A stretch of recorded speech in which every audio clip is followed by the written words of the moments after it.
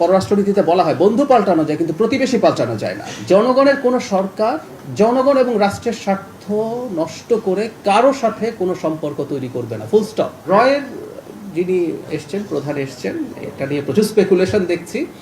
তিনি চায়না থেকে ঢাকায় এসছেন, সো এটা তার এক ধরনের সফর এবং আমাদের যে কাউন্টার পার্ট আছে তার সাথে বসবেন। এটা নিয়ে মনে হয় না সরকার যদি মনে করে সেই সফরের পর সেখানে কোনো একটা স্টেটমেন্ট সরকারের দিক থেকে হয়তো দেওয়া হবে, কিন্তু এটা নিয়ে স্পেকুলেশনের কিছু নেই। মানে অনেকে এমনভাবে করছেন যে গোপন, মানে সবাই সব জানেন, পত্রিকায় সব চলে আসলো, কিন্তু এরকম কথা লিখছেন, কোনো ব্যাপারই নেই। যেমন আমাদের যিনি গোয়েন্দা প্রধান আছেন তিনি তো ভারতে গিয়েছিলেন, তিনিও ভারতে গেছেন, তিনিও সফর করেছেন। একটা কথা আমি একটু ক্লিয়ার করতে চাই, জনাব ত্রিবেদী হাই কমিশনার কিন্তু তার বক্তব্যে এই কথাটা বলেছেন যে কথাটা আমরা সব সময় বলি যে আমাদের তো প্রতিবেশী পাল্টানো আসলে যাবে না, বন্ধু পাল্টানো যায়। এটা পররাষ্ট্রনীতিতে বলা হয় বন্ধু পাল্টানো যায় কিন্তু প্রতিবেশী পাল্টানো যায় না। লোডশেডিং কিংবা ঘরের বাইরের তীব্র গরমে ওয়ালটন রিচার্জেবল ফ্যান থাকলে থাকবে শুধু বাতাস আর বাতাস। সো আমাদের তো আসলে এনগেজ করতে হবে, আমাদের নতুন করে আমাদের সম্পর্ক আমি বারবার রিয়ালাইনমেন্টের কথা বলছি, কারণ আগে যেভাবে ভারত বাংলাদেশের সাথে সম্পর্ক তৈরি করতে চেয়েছে to some party or to some person, specifically একজন মানুষের প্রতিদিনই সম্পর্ক করতে চেয়েছেন, সেটা না হয় জনগণের সাথে হতে হবে। এবং ভারতের অন্তত বক্তব্যে আমরা এই আলাপটা এখন দেখছি, তারা জনগণের সাথে সম্পর্কে কথা বলছেন। সুতরাং সেটা ভারতের গোয়েন্দা সংস্থা, আমাদের গোয়েন্দা সংস্থা, তাদের যেসব কাউন্টার পার্ট যারা আছে তাদের মধ্যে এনগেজমেন্ট, তাদের মধ্যে কথাবার্তা, এগুলো তো হতে হবে।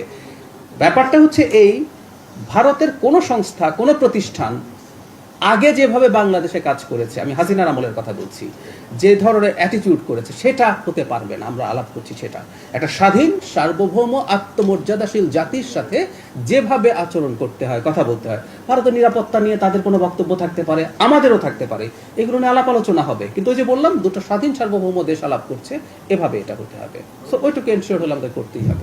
ভারত আমাদের প্রতি কি আচরণ করবে আমি বিশ্বাস করি তারা বুঝবেন, কারণ বাংলাদেশে একটা জনগণের নির্বাচিত সরকার দায়িত্বে এসছে, ব্রুট মেজরিটি নিয়ে এসছে।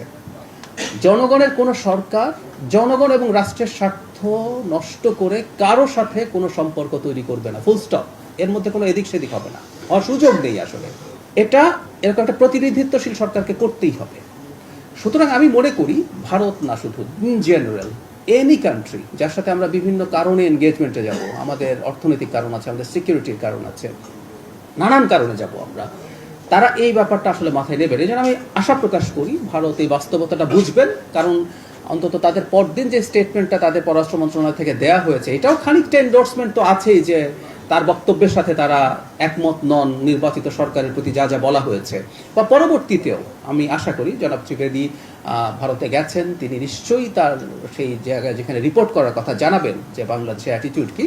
এবং এত বড় একটা দেশ, তাদের যথেষ্ট ক্যাপেবিলিটি আছে, তাদের যথেষ্ট গুরুত্বপূর্ণ ইন্টেলেকচুয়াল মানুষ আছেন, তাদের বিভিন্ন পর্যায়ে সেই মানুষজন আছেন, তারা নিশ্চয়ই বাস্তবতা বুঝবেন বলে আমি বিশ্বাস করি যে বাংলাদেশের সাথে সম্পর্ক এবং এনগেজমেন্ট নতুনভাবে ইন আ সেন্স এই গত 17 বছরে যেভাবে হয়েছে তার বাইরে থেকে করতে হবে, আমি আশাবাদী।